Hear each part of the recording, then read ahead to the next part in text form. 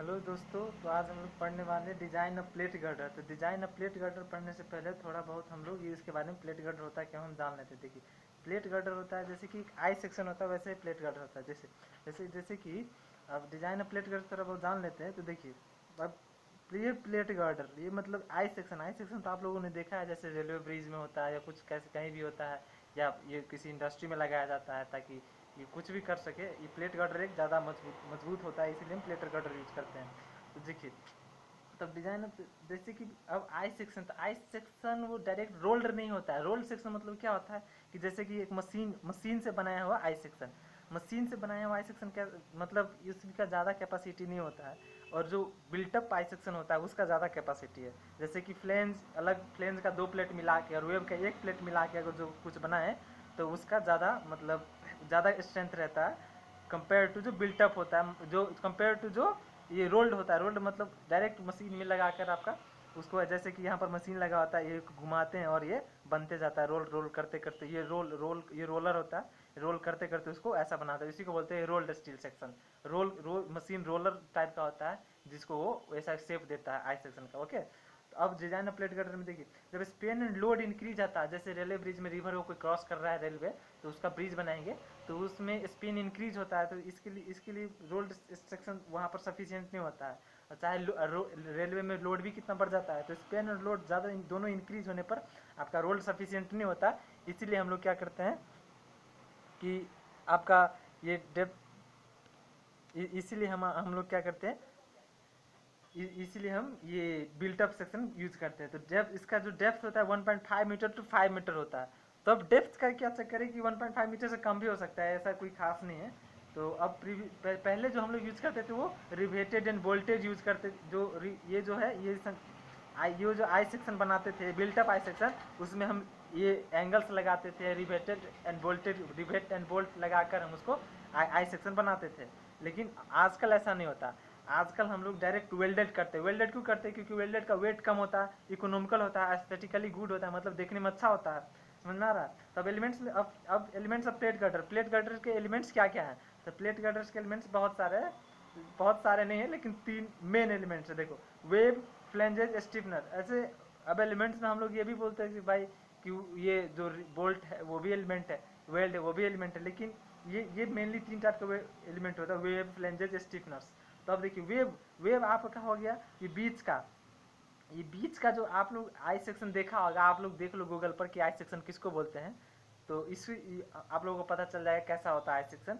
तो आप ये आई सेक्शन जो है, तो ये बीच में जो रहता है उसको बोलते हैं वेव, और ये दोनों साइड में जो प्लेट रहता है उसको बोलते हैं फ्लैंज। और स्टीफनर जो यहाँ पर लगता है आपका, स्टीफनर जो है वो यहाँ पर लगता है, यहाँ पर लगता है, एंड में लगता है, एंड में लगता है। समझ में आ रहा है? स्टीफनर यहाँ पर लगता है। ओके, तो वेव क्या करता है, ये जो है बीच का सेक्शन वो क्या करता है आपका, शियर को रेसिस्ट करता है। फ्लैंज क्या करता है, फ्लैंज बेंडिंग मोमेंट को रेसिस्ट करता है, दोनों साइड में वो बेंडिंग मोमेंट को रेसिस्ट करता है। कभी भी डिजाइन करेंगे तो वेव को हम शियर के लिए डिजाइन करेंगे, फ्लैंज को हम बेंडिंग मोमेंट के लिए डिजाइन करेंगे। तो स्टीफनर, और स्टीफनर क्या करता है आपका, लोकल बकलिंग फेलियर होने से बचाता है, ये क्रिपलिंग होने से बचाता है। तो स्टीफनर 2 टाइप का होता है, ट्रांसवर्स स्टीफनर, लॉन्गिट्यूडनल स्टीफनर। मैं जितना बोल रहा हूँ फास्ट बोल रहा है, आप लोगों को अगर फास्ट लग रहा है तो आप लोग स्लो करके देख लो, मेरे को फास्ट बोलना पड़ेगा और ये रिवाइज करने के लिए अच्छा होगा। और देखिए, ट्रांसवर्स स्टीफनर, लॉन्गिट्यूडनल स्टीफनर, आप रोककर भी मेरा ये जो नोट है वो आप ले सकते हो। और ट्रांसवर्स स्टीफनर में, ट्रांसवर्स स्टीफनर 2 टाइप का स्टीफनर होता है, ट्रांसवर्स, लॉन्गिट्यूडनल। ट्रांसवर्स स्टीफनर के अंदर होता है बियरिंग स्टीफनर, इंटरमीडिएट स्टीफनर। तो बियरिंग स्टीफनर क्या करता है, जो लोड बियर करता है, लोड को ट्रांसफर करता है from top to bottom to column. Okay, compression member में ट्रांसफर करता है। इंटरमीडिएट स्टीफनर क्या करता है, आपको लोकल बकलिंग फेलियर से होने से बचाता है। समझ में आ रहा है? और बियरिंग स्टिफनर आपका क्रिपलिंग फेलियर होने से बचाता है। तो क्रिपलिंग, आपको मैं क्रिपलिंग कैसे, क्रिपलिंग मतलब हो गया जैसे ऐसे ऐसे है, ऐसे है, ये हो गया बकलिंग, ये हो गया क्रिपलिंग। देखिए, ये जो क्रिपलिंग ऐसे, ये जो साइड में दोनों साइड से अगर फोर्स लगे तो आपका क्या हो जाएगा, क्रिपलिंग हो जाएगा। अगर ऊपर से सिर्फ फोर्स लोड लगे तो बकलिंग हो जाएगा, और ऊपर से भी लोड लगे, नीचे से भी सपोर्ट है तो आपका क्रिपलिंग हो जाता है। इसीलिए क्रिपलिंग जो होता है वो सपोर्ट पर होता है, और बकलिंग जो होता है वो जहाँ पर लोड लगता है वहाँ होता है। ओके, अब अब देखिए, तो अब ये हो गया ट्रांस of buckling due to shear. Longitudinal stiffener, longitudinal stiffener मतलब उसके लेंथ वाइज स्टिफनर जो होता है, तो लेंथ वाइज जो स्टिफनर लगाते हैं उसका, यहाँ से यहाँ तक लेंथ वाइज जो स्टिफनर लगाते हैं उसी को बोलते हैं लॉन्गिट्यूडनल स्टिफनर। ओके, अब चलिए, मैं आप लोगों को दिखाऊंगा कि ये डिजाइन कैसे करते हैं, डिजाइन ऑफ प्लेट गर्डर कैसे करते हैं। तो डिजाइन ऑफ प्लेट गर्डर का जो प्रोसीजर है वो मैं आप लोगों को बताऊंगा। ओके, तो प्रोसीजर देखिए, फैक्टर्ड शियर फोर्स पहले जो प्रोसीजर में जो है वो हम लोग लगाएंगे कि भाई पहले लगाएंगे factored shear force and bending moment, हम ये फाइंड आउट करेंगे। फाइंड आउट करने के बाद फिर हम इकोनॉमिकल डेप्थ फाइंड आउट करेंगे, डेप्थ कितना होगा, एम के बाई एफ वाई, इसका पावर होता है 1/3, ये होता है। फिर ये करने के बाद हम लोग क्या करेंगे, हम लोग इसका एरिया ऑफ फ्लेंज निकालेंगे। तो एरिया ऑफ फ्लेंज निकालेंगे, एरिया ऑफ फ्लेंज निकालने के बाद हम मोमेंट कैपेसिटी ऑफ गर्डर निकालने के बाद शियर रेसिस्टेंस ऑफ आपका वेव निकालेंगे। ये मैं जितना मैंने बोला वो आप सर नोट कर लो। ओके, तो अब फिर हम वेल्ड कनेक्शन को डिजाइन करेंगे, जो ये फ्लैंज और वेव के बीच में होगा उस वेल्ड कनेक्शन को डिजाइन करेंगे। ओके, वेल्ड कनेक्शन को डिजाइन करेंगे। वेल्ड कनेक्शन को डिजाइन करने के बाद फिर हम एंड बियरिंग स्टिफनर्स को डिजाइन करेंगे। स्टिफनर्स इंटरमीडिएट होगा, वेल्ड जैसे जरूरत है वैसा हम लोग डिजाइन करेंगे। ओके, जब डिजाइन करने के बाद हम एक क्वेश्चन लेते हैं कि design a plate girder, design a plate girder of span 24 meter to carry superimposed load of 35 kilonewton per meter. Avoid stiffeners. Okay, तो स्टिफनेस को अवॉइड करना है और यूज FE 415 E25 250 ऐसा है steel. Okay, FE 415 steel use करना है। तो इसका सोल्यूशन में हम जाएंगे, तो सोल्यूशन में जाने के बाद अब हम एक में मैंने क्या बोलता है, बेंडिंग मोमेंट शियर फोर्स पता करना है। तो bending moment and shear force पता करने के लिए हमको पहले डायमेंशन पता होना चाहिए, तभी हम इसके फॉर्मूले में W लगा पाएंगे। ओके, तो डायमेंशन पता करने के लिए अब देखिए, रुकिए थोड़ा, ये हो गया। हाँ, डायमेंशन पता करने के लिए, अब डायमेंशन पता करने के लिए हम लोग क्या करेंगे, पहले उसका स्पेन उसका कितना है, स्पान है उसका 24 मीटर, स्पान 24 मीटर है। सुपर इम्पोज्ड लोड आपका कितना है 35 किलो न्यूटन पर metre. Okay, therefore factored imposed load आपका कितना हो जाएगा 35 इंटू 1.5, तो आपका कितना हो जाएगा 52.5 किलो न्यूटन पर मीटर। तो पर मीटर में इतना है, तो आपका ये पर मीटर में इतना है, तो टोटल इम्पोज्ड लोड आपका कितना हो जाएगा 52.5 इंटू 24। 24 क्या है, स्पैन है। अगर इसको हम स्पैन से मल्टीप्लाई करते हैं टोटल इम्पोज्ड लोड आया है, तब टोटल सेल्फ वेट में हम क्या करते हैं W/200। ये क्या है, ये W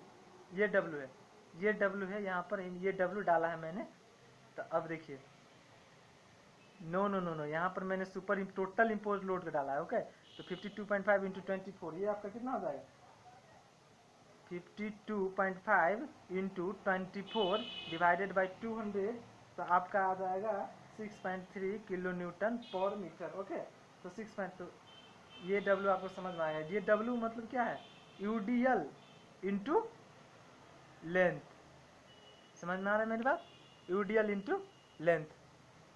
तो UDL आपका कितना था 52.5 इंटू 24, यही तो मैंने W यहाँ डाला है। ओके, अब हम लोग करेंगे, अब ओवरऑल टोटल फैक्टर लोड क्या हो जाएगा आपका, ओवरऑल टोटल फैक्टर्ड लोड आपका कितना हो जाएगा, ओवरऑल टोटल फैक्टर्ड लोड आपका 52.5 plus 6.3 equal to 58.8 kilonewton पर मीटर। तो ये कितना आया था 6.3 आया था, 52.5 आया था। ओके, टोटल फैक्टर लोड ये इतना हो गया 52.5 प्लस 6.3 58 किलोमीटर। देयरफॉर अब मैक्सिमम मोमेंट आपका कितना हो जाएगा WL² by 8, WL² by 8। 58.8 into L कितना है 24 लेंथ स्क्वायर बाई 8। ओके, तब ये 4233.6 आपका ये मल्टीप्लाई करोगे तो इतना आ जाएगा किलो न्यूटन मीटर। ये आपका मैक्सिमम मोमेंट आ गया। Moment W L square by 8 UDL में जो होता है उसका formula W L square by 8 maximum moment का, तो यही मैंने फार्मूला यहाँ पर लगाया हुआ है। ओके, तो अब मैंने फार्मूला लगाया, अब शियर फोर्स निकालेंगे। Therefore maximum shear force, maximum shear force आपका कितना हो जाएगा, maximum shear force equal to B equal to W L by 2 UDL में यही फार्मूला होता है। तो डब्ल्यू एल बाई 2 तो 58.8 into 24 divided by 2 equal to आपका आ जाएगा 705.6 किलो न्यूटन। ओके, तो अब ये सेकेंड में क्या लगाएंगे, डेप्थ ऑफ वेव प्लेट। तो डेप्थ ऑफ वेव प्लेट, तो वेव प्लेट का डेप्थ कितना होगा, तो इसने हमने बोला है स्टीफनर नोट। तो स्टीफनर अगर नहीं है, स्टीफनर अगर नहीं है तो हम ये होता है, स्टीफनर अगर ना हो तो हमको डेप्थ के लिए ये फार्मूला यूज करने बोला है कि आपका डी बाई टी रेशियो आपका लेस देन 67 होना चाहिए। तब ये अगर स्टीफनर हमने यूज नहीं किया है और डेप्थ का फार्मूला होता है तो इसको हम नियरली हम लिखेंगे क्या, डी बाई टी डब्ल्यू इक्वल टू 67 एज्यूम करेंगे।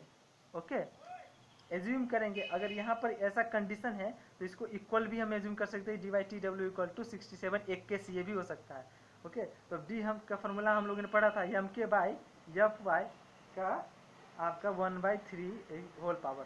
तो यम आपका कितना है, यम 423, यम आपका इतना है, आपको दिखा दे 4233.6 into 4233.6 into 10 to the power 6। ये 10 टू द पावर 6 क्यों लिखा है, किलो न्यूटन को मैंने क्या किस में और मीटर को मैंने किस में, न्यूटन मिलीमीटर में मैंने चेंज कर दिया।